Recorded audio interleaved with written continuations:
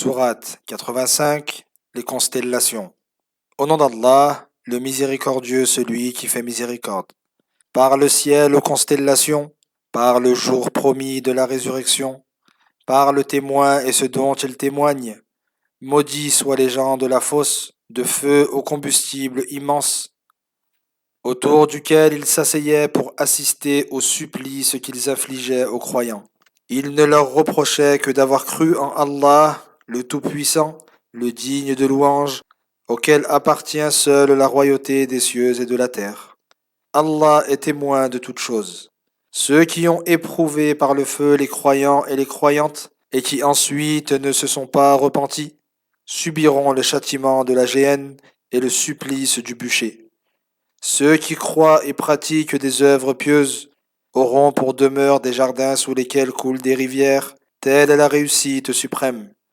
La punition de ton Seigneur est dure. C'est lui qui crée les êtres une première fois et les ressuscite. Il est celui qui pardonne, celui qui aime ses serviteurs croyants et qui est aimé par eux d'un amour pur, sans commune mesure. Il est le détenteur du trône, le glorieux, celui qui fait ce qu'il veut. Le récit des armées t'est-il parvenu? Celui de Pharaon et du peuple de Thamoud? Certes, mais les mécréants n'en tirent aucune exhortation et ne cessent de te démentir, alors qu'Allah les cerne de toutes parts.